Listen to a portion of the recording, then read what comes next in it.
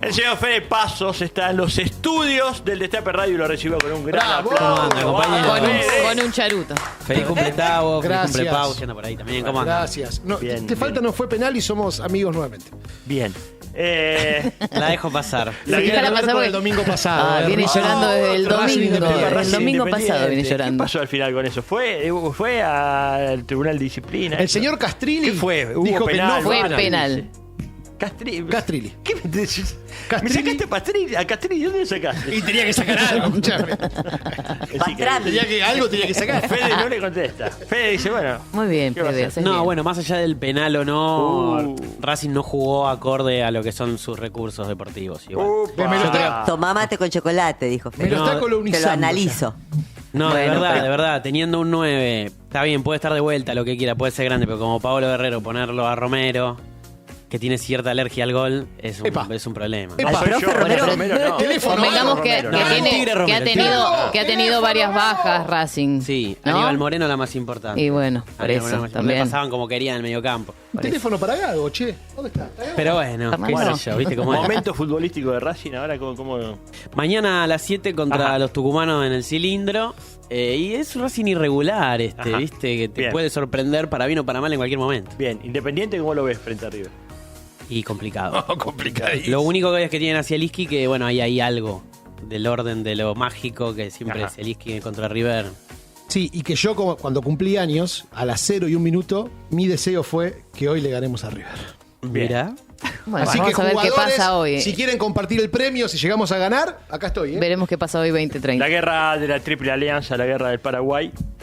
Fede Pasos. Sí, hace un rato hablaban con Pepe Lojo el tema del canal de Magdalena y la importancia que tiene esta cuestión para la soberanía nacional, ¿no? Que es algo que no hay que perder de vista y que tiene, por lo menos desde mi punto de vista, tiene que ser el tamiz por el que uno evalúa todas las decisiones políticas de un gobierno. Entonces, está bueno revisar episodios de nuestra historia o de la historia regional que tuvieron a la soberanía como eje. En este caso, para nosotros, para los argentinos, es un tema complicado porque la guerra de la Triple Alianza significó expoliar a una nación vecina como fue el Paraguay. Explícame qué es la guerra de la Triple Alianza, porque vos sabés que no me la explicaron muy bien en el colegio, si no me la acordaría Por lo que bien. recuerdo. Y Claro. realmente entré después a entender o a conocer o a querer saber qué era la guerra de la Triple Alianza, ¿no? Sí. ¿Cuándo fue eso? Estamos hablando entre 1865 y 1870, Ajá. momento en el que los países de Sudamérica empiezan a plegarse al capitalismo industrial internacional que estaba vigente a partir de el predominio británico, ¿no? Ver cómo las potencias extranjeras pliegan a esos países a sus necesidades económicas. ¿Sí? Y había algunos países que lo hicieron de manera sin pruritos y otros que no, como por ejemplo Paraguay. Paraguay era la oveja negra de la región, en un sentido, en palabras de León Pomer, que es uno de los que más sabe de este periodo.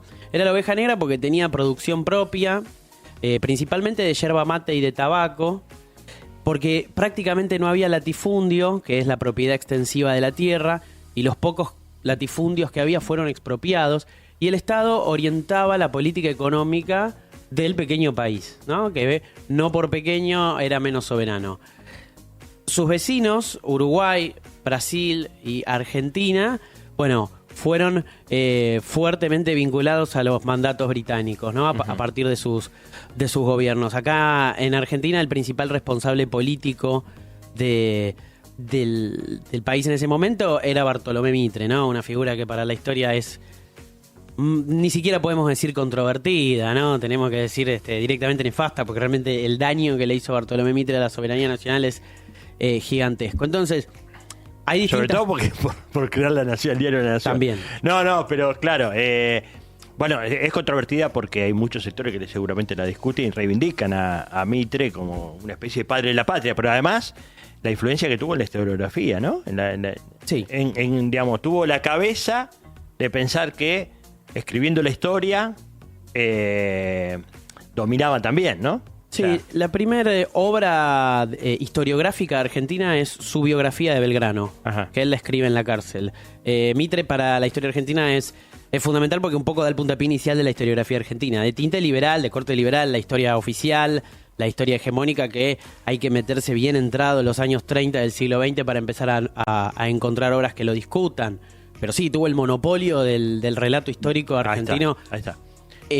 No te digo hasta nuestros días, pero la remora continúa. Y fue uno de los hacedores de la guerra del Paraguay. Hay distintas tesis, distintas discusiones historiográficas al respecto, pero bueno, yo particularmente hoy en esta columna me baso en la historia revisionista, encabezada sobre todo por León Pomer, que encuentra la raíz y la explicación de la guerra de la Triple Alianza en Gran Bretaña, ¿no? Y en el pedido específico de Gran Bretaña que generó esta alianza entre Uruguay, Argentina y Brasil para diezmar al Paraguay, no solo económicamente, sino también territorialmente, porque se le ocupó parte de lo que hasta ese momento eran sus tierras, sino también la población.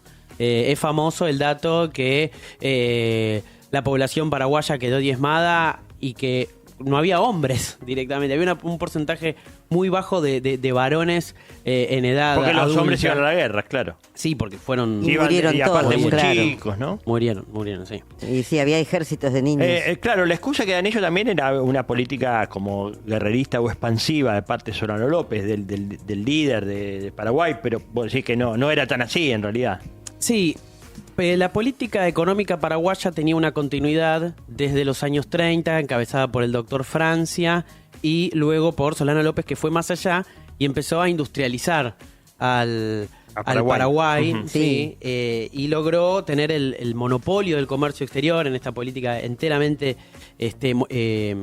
orientada por el Estado, y además la producción propia, sin empréstitos extranjeros, de vías Claro, férreas, otra telégrafos, Claro, industria pesada. fábricas de papel, Exactamente. pólvora. Estamos hablando de 1860. Claro. Paraguay. Claro, Piensen en el Paraguay del exactamente. 2023. ¿no? Sí, claro. Paraguay, lamentablemente, no era pudo solo levantar cabeza. Materia después de prima agropecuaria, claro, es esto que estás diciendo. esto. Lo destruimos. Inglaterra, ¿por qué quería los productos? Obviamente, para su Inglaterra propia necesitaba industria. materia prima para hacer ellos la industria y poder vendernos industrializado. Exactamente. Necesitaba, por supuesto, cereales, pero la principal materia prima que necesitaba era algodón, Ajá. que hasta ese momento la extraían de los Estados Unidos. Pero Estados Unidos estaba en guerra civil en ese momento, entonces se le quemaron los papeles y necesitaban algodón para su pujante industria textil, la principal industria textil del mundo en plena revolución industrial. Entonces, ¿dónde ponen el ojo? Bueno, en Sudamérica. ¿Dónde se puede hacer? En Paraguay. Paraguay tiene este tipo de política que claramente no se podía entrar. Entonces necesitaron de esta triple alianza de naciones que lamentablemente de soberanía no tenían nada y de Buscaron pies una y manos excusa entraron. y armaron una guerra que fue Exactamente. tremenda. Claro, era. Claro, en lugar de comprar, ¿no? Como corresponde, digo, un producto que quizás Paraguay le podía vender, bueno, deciden. No, pero Paraguay no lo tenía. No, Necesitaban las tierras las tierras, perdón. para empezar a producir ese producto. Paraguay Porque- tenía su perdón. economía como la definió Exacto. Fede. No, sí, pero basada en pensé que otras- también tenía en la algodón, por eso lo habías agricultura. traído, la verdad que no lo sabía. No, pero ese el dato. clima era propicio. Ok. Claro, Paraguay era yerba mate y tabaco, Claro. y además venía industrializándose por Exacto. fuera de la industria del algodón. Sobre todo para el consumo interno, y empezaba de a poco a comerciar con el exterior a medida que, a través de una economía planificada y orientada por el Estado, se lo permitía. Y barcos que bajaban por por eso relacionaste Canal de Magdalena, ¿no? Que Exactamente. bajaban por el Paraná. Sí, sí. Barcos de gran calado. Y bueno, obviamente Paraguay, todo lo que dijimos, ¿no? Es un episodio funesto en la historia paraguaya del que no pudo levantar cabeza hasta hoy. Pero Argentina, Brasil y Uruguay salen heridos también de la guerra, porque los armamentos militares, los costes para la guerra no les fueron baratos, digamos. Inglaterra ejerció empréstitos sobre eso, y Argentina, Brasil y Uruguay terminaron endeudadas también con Inglaterra, digamos, ¿no? Cerró Igual que por los todos yanquis, lados. los mandan a los tipos a pelear y los cagan. Los claro. financistas de la guerra fueron los británicos, esto no a través de documentos oficiales, ¿no? Por eso la historiografía liberal no relaciona a Gran Bretaña con la guerra de la Con el Triple conflicto, Alianza. claro. Y después los banqueros, la sociedad rural y los grandes prestamistas. Por ejemplo, Anacarsis Lanús, que el partido de Lanús lleva el nombre de él, fue uno de los grandes prestamistas de Mitre para la guerra de la Triple Alianza y después para fundar el diario La Nación también, que se hizo con los mismos capitales. Ah, mira. Se afanó algo de guita para hacer el diario. Bien. Los tranquilo. Martínez de Oz también. Ajá. El abuelo también. de Joe también Mirá, es uno de los bien. financistas de la guerra de Paraguay. Creo que vale la pena recordar, digo, no sé si te spoileo la columna, digo, cuando Cristina en Paraguay va y le entrega, ¿no?, lo que la Argentina se había quedado de esa guerra. No, porque además, digo, simbólicamente fue más muy allá fuerte. de lo militar también fue una derrota moral también, ¿no? Pues fueron Enorme. Digamos, hubo una, digamos, la matanza de chicos y chicas, de chicos jovencitos, ¿no? Eran adolescentes. El Día del Niño en Paraguay tiene un significado distinto de acá, pues el Día del Niño a partir de la matanza de los chicos que fueron a la guerra. Porque ya no había hombres, básicamente, ya dicho no- de manera muy brutal. Ya no había hombres en edad de guerrear, digamos. Entonces fueron los niños directamente. Porque un pueblo que no se rendía. Por convicciones y por una memoria reciente de lo que era la vida en el Paraguay poco tiempo antes, ¿no? Digamos, es un pueblo con conciencia, generalmente es cuando hay soberanía. Algunos están debatiendo si en realidad no se trató de un genocidio lo que se hizo en Paraguay. Mirá, ¿no?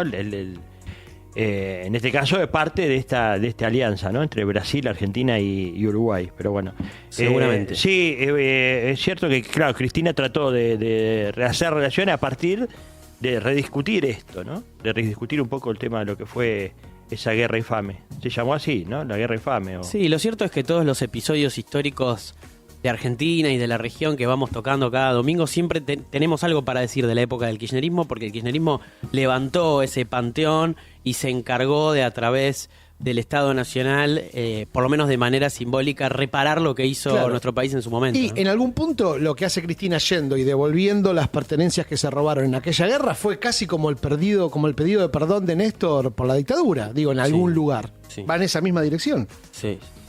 Sin conciencia histórica no hay soberanía, básicamente. Hay una pequeña, una digresión, pero para acompañar esto que está comentando Fede, quienes puedan acceder a los cuadros de el pintor argentino Cándido López. El manco de Curupaití le decían porque fue soldado también y perdió una mano en una de las batallas. Retratan el despliegue de la guerra, Sí. el despliegue de las fuerzas argentinas, uruguayas y brasileñas sobre los pequeños ejércitos, cómo iban diezmando los ejércitos paraguayos. Sí, en el Museo de Bellas Artes hay varias de esas obras de Cándido López que están buenísimas, que muestran el despliegue guerrero. 5 años se tardó en diezmar el Paraguay, porque se encontraron con un ejército con conciencia, y sabemos que la conciencia es un plus Totalmente. distinto, ¿no? La Los moral. procesos populares no se derriban de un momento para el otro, ni con el apoyo de la principal potencia extranjera del momento, ni con la alianza de 3 naciones. Y por último, me gustaría también decir la importancia de nombrar, ¿no? Porque lamentablemente no podemos viajar en el tiempo y vivir los acontecimientos, nos queda reconstruir a través de un relato. Y eso es la historia. La historia es un relato. Entonces, cómo se nombra las cosas es importante. El revisionismo a la guerra de la Triple Alianza le llama guerra de la Triple Infamia, para poner con un adjetivo calificativo puntual este acontecimiento. Aquellos que nos digan que los historiadores no opinan o no interpretan están equivocados. El historiador no solamente reconstruye los hechos del pasado, sino que también opina, interpreta. Bueno, decir infamia no es lo mismo que decir Triple Alianza, porque alianzas en la historia hubo muchísimas, y triples también. Para decir infamia habla de lo funesto de un episodio que no se debe volver a repetir, y la verdad que le tenemos que pedir perdón a los paraguayos forever and ever. Fede Pasos pasó por el Destape Radio, Gracias. 11-5.